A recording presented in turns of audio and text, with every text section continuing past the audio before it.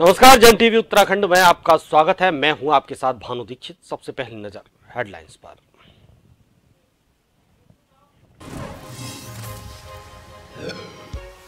लाल बहादुर शास्त्री प्रशासनिक अकादमी में चिंतन शिविर। सीएम धामी ने अधिकारियों के साथ कालिंदी ग्राउंड में किया योगाभ्यास। परिसर में लगी पूर्व पीएम की प्रतिमा को किया नमन।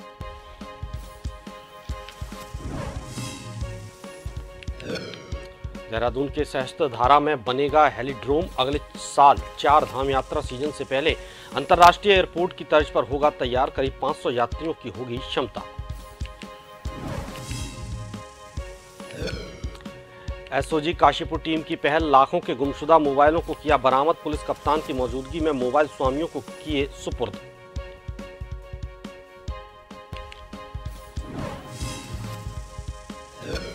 डोईवाला शुगर मिल गेट के बाहर किसानों का धरना। पुलिस ने कई प्रदर्शनकारियों को किया गिरफ्तार। काली पट्टी बांधकर पेराई 70 का कर रहे थे विरोध।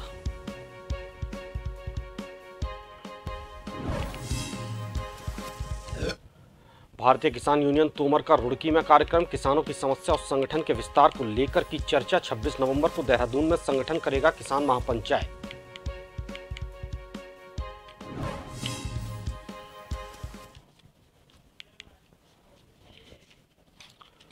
और खबरें विस्तार से। मुख्यमंत्री पुष्कर सिंह धामी ने अधिकारियों की योगा क्लास लगाई। देहरादून स्थित लाल बहादुर शास्त्री प्रशासनिक अकादमी के अंतिम दिन की शुरुआत योगा शिविर से की। मुख्यमंत्री पुष्कर सिंह धामी की मौजूदगी में मुख्य सचिव एस संधू सहित तमाम वरिष्ठ अधिकारी गणों ने योगा किया। अकादमी के कालिंदी ग्राउंड में योग शिविर का आयोजन किया गया। इस अवसर पर योग प्रशिक्षकों के द्वारा सभी को योग के विभिन्न आसन कराए गए। मुख्यमंत्री पुष्कर सिंह धामी सहित अधिकारियों ने योग के आसनों का अभ्यास किया। मुख्यमंत्री ने मॉर्निंग वॉक किया तो वहीं LBSNA के गेट पर ITBP जवानों से भी धामी मिले। लाल बहादुर शास्त्री प्रशासनिक अकादमी में चल रहे चिंतन शिविर से पहले मुख्यमंत्री पुष्कर सिंह धामी ने अकादमी परिसर में मॉर्निंग वॉक किया। इस दौरान वो अकादमी के गेट तक गए और यहां सुरक्षा में तैनात ITBP के जवानों से मुलाकात कर उनकी कुशलक्षेम पूछी। इसी दौरान रास्ते में मिले लोगों को धामी ने अभिवादन स्वीकार किया। इसके बाद मुख्यमंत्री ने अकादमी परिसर में भी राउंड लगाया और यहां स्थापित पूर्व पीएम स्वर्गीय लाल बहादुर शास्त्री की प्रतिमा को नमन किया।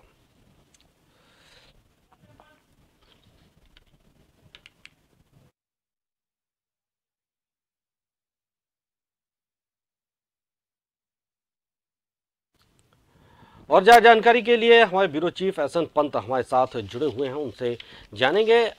एसएन पंत, मुख्यमंत्री धामी ने अधिकारियों की योगा क्लास लगाई, मॉर्निंग वॉक भी उन्होंने किया, क्या कुछ वो मैसेज दे रहे हैं इसके साथ ही? बिल्कुल भानु, आपको बताना चाहूंगा, उत्तराखंड सरकार के मुखिया के तौर पर पुष्कर सिंह धामी बकायदा जो उत्तराखंड के लाल बहादुर शास्त्री प्रशासनिक अकादमी में 3 दिवसीय चिंतन शिविर का आयोजन किया गया, यानी उत्तराखंड एक्ट 25। इस शिविर का शुभारंभ भी मुख्यमंत्री के हाथों हुआ और इसका समापन भी मुख्यमंत्री के हाथों हुआ। बकायदा वो वहां पर पहुंचे, उन्होंने जो ब्यूरोक्रेसी के साथ चिंतन शिविर आयोजित किया जा रहा है, जिसमें उत्तराखंड में इंडस्ट्री को कैसे बाहर चलाना है, पेयजल की समस्याएं कैसे दूर होनी है, सौर ऊर्जा के क्षेत्र में, जल विद्युत परियोजनाओं के क्षेत्र में किस तरीके से आगे बढ़ना है और उत्तराखंड का राजस्व लगातार किस प्रकार से बढ़ाया जा सकता है, उसकी प्लानिंग कैसे होगी, किस प्रकार से लोगों की जो समस्याएं हैं उसका निराकरण मौके पर कैसे किया जाएगा, इस बात को लेकर गंभीरता के साथ मंथन किया गया है। मुख्यमंत्री ने युवाओं को और ब्यूरोक्रेसी को एक संदेश देने का प्रयास किया है कि किस प्रकार से जनता ने प्रचंड बहुमत की सरकार बनाने का मौका भारतीय जनता पार्टी को दिया है और उसकी अगुवाई वो बतौर मुख्यमंत्री कर रहे हैं। ऐसे में जो जनता की समस्याएं हैं उनका निराकरण जिलों से लेकर के, यानी विधानसभा क्षेत्र से लेकर के जिला प्रशासनिक इकाइयां तक उसका समाधान करें। अगर नहीं होता है तो फिर शासन स्तर पर उसको तत्काल प्रभाव से उसको अमली जामा पहनाने की कोशिश की जाए, ताकि भारत सरकार और राज्य सरकार की योजनाएं अंतिम छोर पर बैठे हुए व्यक्ति को उसका लाभ मिल सके और कहीं पर भी अधिकारियों की हिला हवाली या लापरवाही उजागर ना हो, सही तरीके से मॉनिटरिंग के साथ, पारदर्शिता के साथ कार्य किया जा सके। इसको लेकर उन्होंने पुरजोर पैरवी की है, कोशिश की है। मुख्यमंत्री जिस तरह से पंजी मुख्यमंत्री लगातार लोगों से मिल रहे हैं, आईटीबीपी के जवानों से मुलाकात कर रहे हैं, योग कर रहे हैं, मॉर्निंग वॉक कर रहे हैं। इससे लगता है कहीं ना कहीं वो एक स्वस्थ उत्तराखंड का मैसेज लोगों को देना चाहते हैं, लोगों के जीवन में स्वास्थ्य का महत्व बताना चाहते हैं, और वे कहीं ना कहीं लोगों से इस तरह से घुल मिलकर ये जताना चाहते हैं कि अगर आपकी कोई समस्या है आप बिल्कुल हिचकिए नहीं, प्रशासन आपके साथ है, ब्यूरोक्रेसी का कोई डर मत रखिए, बिल्कुल ब्यूरोक्रेसी आपके साथ रहेगी, आपके हमेशा बिल्कुल आपके द्वार तक है। बिल्कुल भानु, आपने सही कहा है। उत्तराखंड के मुख्यमंत्री पुष्कर सिंह धामी जब जिलों के प्रवास पर जाते हैं तो जाहिर सी बात है वो रात्रि प्रवास भी करते हैं, वहां लोगों के साथ वो इवनिंग वॉक करते हैं, वो चाय की दुकान पर जाकर के अचानक से चाय पीना शुरू कर देते हैं और लोगों से सरकार का फीडबैक लेते हैं और फिट इंडिया का संदेश देते हैं। इसी कड़ी में उन्होंने योगा भी किया है, उन्होंने युवाओं के साथ बैठक भी की है, मॉर्निंग वॉक भी किया है। तो एक संदेश यही दे रहे हैं कि प्रयास मुख्यमंत्री की तरफ से किया जा रहा है कि किसी प्रकार की कोई समस्या नहीं है, आप स्वस्थ रहेंगे, फिट रहेंगे, उत्तराखंड में रोजगार की संभावनाओं के द्वार सरकार खोलेगी और तमाम जो दिक्कतें पेश आती हैं उनका निराकरण करने के लिए सरकार लगातार प्रयास करेगी। ऐसे में जनता के जरिए जो फीडबैक वो ले रहे हैं, उस फीडबैक को अधिकारियों के ऊपर इंप्लीमेंट कराने की जिम्मेदारी वो दे रहे हैं, जिसका मतलब ये बनता है कि आगामी जो चुनाव राज्य में होने हैं, चाहे वो अगर हम लोकसभा चुनावों की बात करें, उसके बाद जो नगर निकाय के चुनाव हैं उनकी बात कर लें, या फिर उसके बाद जो विधानसभा के चुनाव होंगे, उन चुनावों में वो डिलीवरी सिस्टम के जरिए अपनी पार्टी को मजबूत करना चाहते हैं। जी बिल्कुल, बहुत बहुत शुक्रिया एसएन पंत आपका तमाम जानकारी के लिए।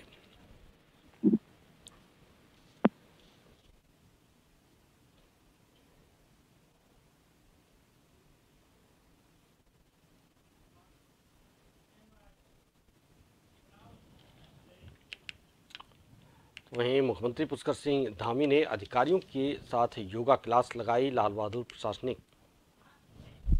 उन्होंने देहरादून के सहस्त्रधारा में हेलीड्रोम बनाने की तैयारी की जा रही है। बता दें, अंतर्राष्ट्रीय एयरपोर्ट की तर्ज पर हेलीड्रोम बनाया जाएगा। अगले साल यात्रा सीजन से पहले युकांडा हेलीड्रोम तैयार करेगा। करीब 500 यात्रियों की हेलीड्रोम की क्षमता होगी। चार धाम यात्रा में यात्रियों की लगातार बढ़ रही संख्या को देखते हुए ये निर्णय लिया गया है। उत्तराखंड नागरिक उन्नयन विकास प्राधिकरण ने इसका प्रस्ताव तैयार किया है। देहरादून से केदारनाथ और बद्रीनाथ धाम के लिए हेली सेवा संचालन का प्रस्ताव तैयार किया गया है।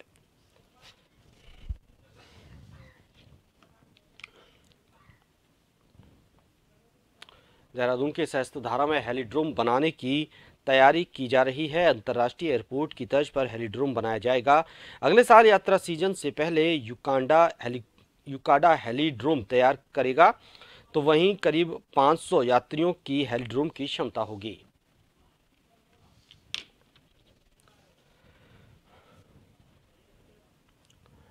और ज्यादा जानकारी के लिए संवाददाता हिमांशु बरमूला हमारे साथ जुड़े हुए हैं। हिमांशु, सहस्त्रधारा में हेलीड्रोम बनाने की तैयारी की जा रही है, कब तक ये प्रोजेक्ट पूरा होगा, इसके लिए क्या कुछ अभी सरकारी स्तर पर कार्य किया जा रहा है?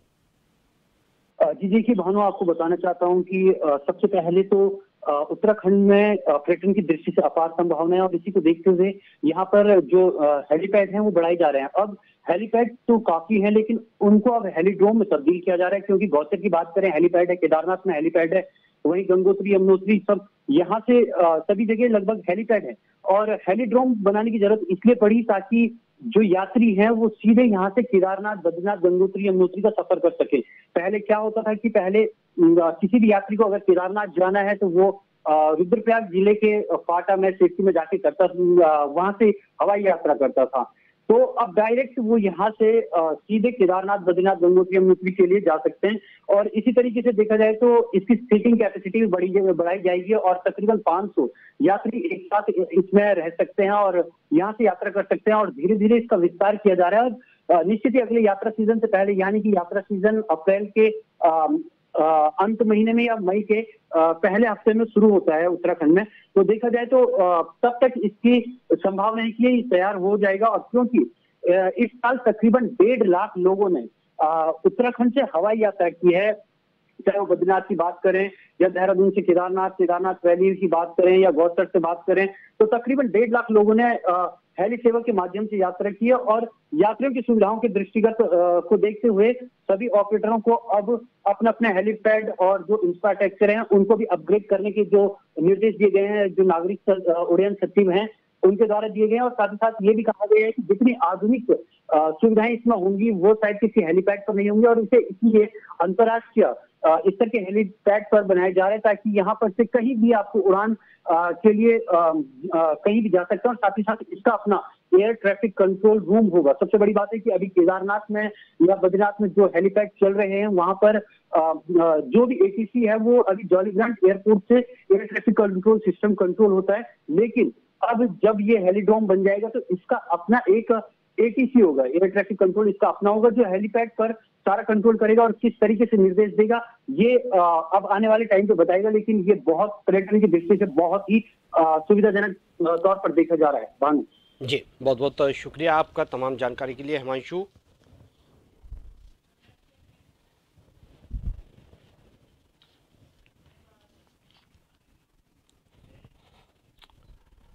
कांग्रेस में आजकल पार्टी कम गुटों और धड़ों में लोगों का जमावड़ा ज्यादा नजर आ रहा है। पिछले दिनों प्रीतम सिंह ने सचिवालय कूच किया तो उनकी कूच में पार्टी के 14 विधायक जरूर शामिल हुए, लेकिन प्रदेश अध्यक्ष उस सचिवालय कूच से नाराज रहे। साथ ही वरिष्ठ नेता और पूर्व मुख्यमंत्री हरीश रावत भी शामिल नहीं हुए और खुद प्रीतम सिंह लगातार पार्टी के कार्यक्रमों से नदारद नजर आए। जब कांग्रेस की गुटबाजी को लेकर कांग्रेस प्रदेश प्रवक्ता गरिमा दसोनी से पूछा गया तो उन्होंने कहा कि भाजपा के जितने भी मुख्यमंत्री रहे हैं क्या वो सभी कार्यक्रमों में रहते हैं। वहीं वरिष्ठ नेता सूर्यकांत धस्माना का कहना है कि हर कार्यक्रम में हर नेता का होना आवश्यक नहीं है। अगर 2-4 लोग नहीं आ पाते हैं तो उसे गुटबाजी नहीं कहा जा सकता। उधर भाजपा प्रवक्ता शादाब शम्स का कहना है कि कांग्रेस में गुटों की राजनीति होती है, एक गुट दूसरे गुट को निपटाने की साजिश रचते रहते हैं। हमने लगातार देखा है कि कांग्रेस कितनी भी ओवर ऑयलिंग कर ले, सच्चाई यही है कि जहां एक ग्रुप होता है वहां दूसरे ग्रुप नदारद रहते हैं। आगे रुकेंगे एक छोटी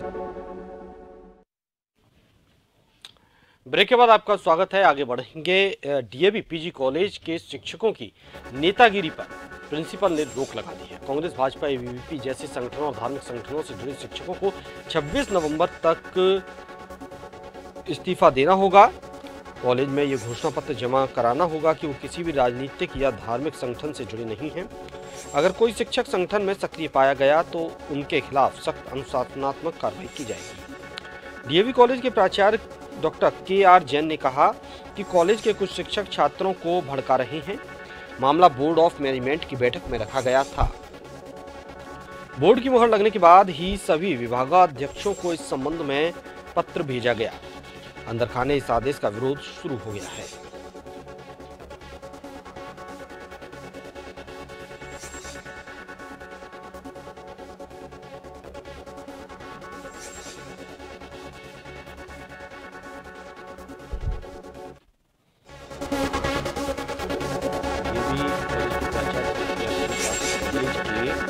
कुछ शिक्षक छात्रों को भड़का रहे हैं।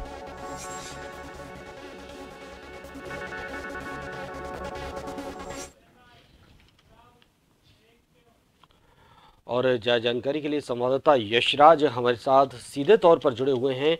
यशराज, डीएवी कॉलेज में शिक्षकों की नेतागिरी का मामला, अब तमाम आदेश इसको लेकर पारित किए गए हैं। सबसे पहले बताएं पूरा मामला क्या है और अब क्या आदेश दिए गए हैं प्रिंसिपल की तरफ से। जी भानु जी, मैं बताना चाह रहा हूं कि पिछले कई दिनों से एक रास्ता बन गया था। इसी को देखते हुए यहाँ पर एक कमेटी गठित की गई, जिस कमेटी में शासन, प्रशासन और कॉलेज के कुछ कमेटी थे, महाविद्यालय के कुछ लोग शामिल थे। उस कमेटी ने मिलकर एक घोषणा जारी की, एक आदेश पारित किया। इस आदेश में उन्होंने कहा कि डीएवी पीजी कॉलेज जो दिनों दिन अखाड़ा बनते जा रहा है, राजनीतिक गलियारे इसमें बहुत ज्यादा गूंजने लगे, यहाँ पर राजनीति ही राजनीति होने लगी है। पढ़ाई के नाम पर सिर्फ राजनीति होती है, यहाँ के बच्चे राजनीति अधिक करने लगे हैं।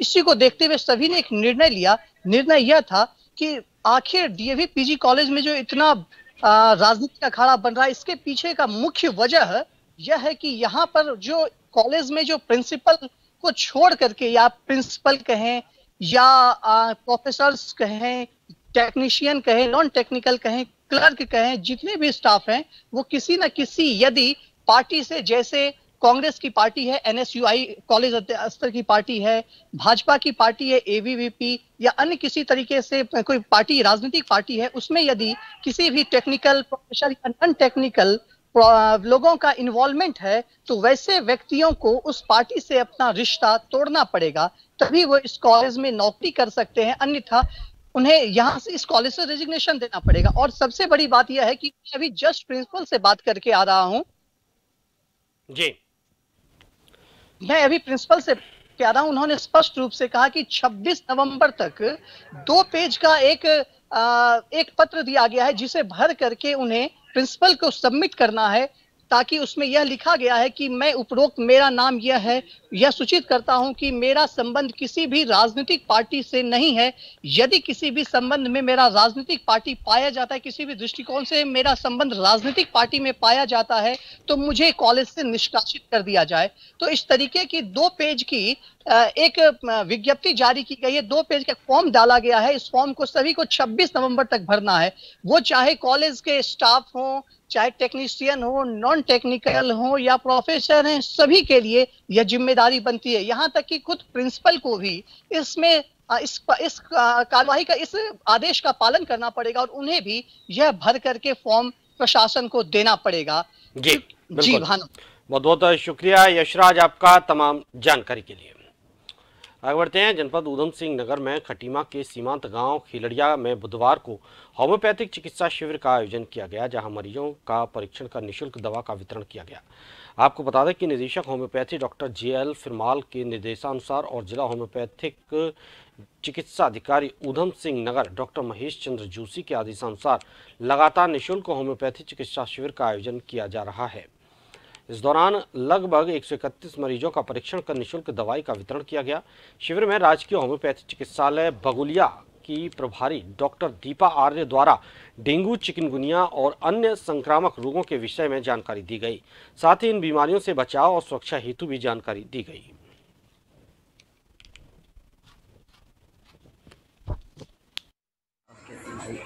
राजकीय होम्योपैथिक चिकित्सालय बगुलिया द्वारा एक होम्योपैथिक स्वास्थ्य शिविर का आयोजन किया जा रहा है। ये शिविर हमारे उच्च अधिकारियों के आदेशों के क्रम में किया जा रहा है। इस शिविर का मुख्य उद्देश्य है कि जो आजकल डेंगू के मरीज़ बढ़ रहे हैं और आजकल डेंगू का प्रकोप बहुत ज़्यादा बढ़ा हुआ है, उसके लिए जानकारी प्रदान करना लोगों को।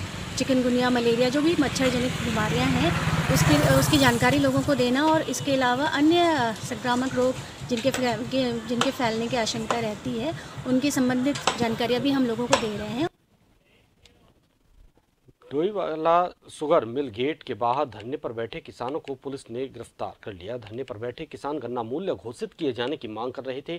धरना स्थल पर किसान काली पट्टी बांधकर पेराई क्षेत्र का विरोध कर रहे थे।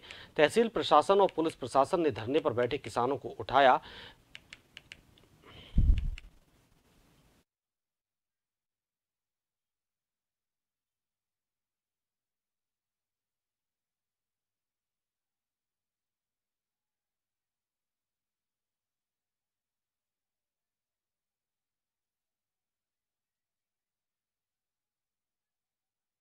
डोईवाला शुगर मिल गेट के बाहर धरने पर बैठे किसानों को पुलिस ने गिरफ्तार कर लिया। गन्ना मूल्य घोषित किए जाने की वे मांग कर रहे थे।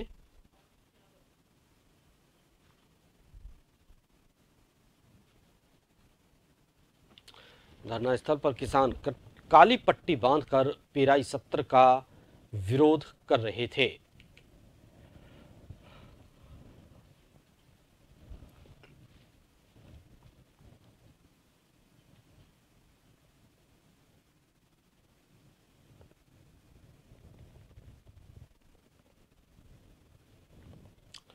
तहसील प्रशासन और पुलिस प्रशासन ने धरने पर बैठे किसानों को उठाया।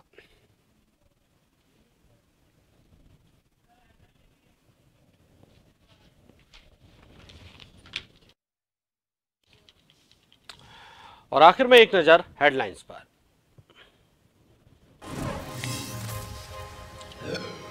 लाल बहादुर शास्त्री प्रशासनिक अकादमी में चिंतन शिविर। सीएम धामी ने अधिकारियों के साथ कालिंदी ग्राउंड में किया योगाभ्यास। परिसर में लगी पूर्व पीएम की प्रतिमा को किया नमन।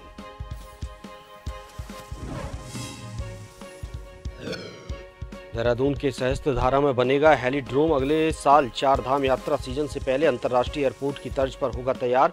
करीब 500 यात्रियों की होगी क्षमता। एसओजी काशीपुर टीम की पहल, लाखों के गुमशुदा मोबाइलों को किया बरामद। पुलिस कप्तान की मौजूदगी में मोबाइल स्वामियों के किए सुपुर्द।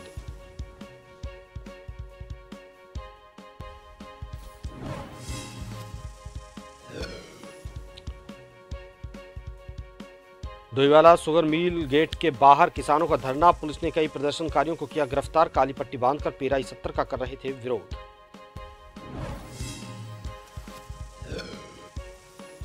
भारतीय किसान यूनियन तोमर का रुड़की में कार्यक्रम, किसानों की समस्या और संगठन के विस्तार को लेकर की चर्चा। 26 नवंबर को देहरादून में संगठन करेगा किसान महापंचायत।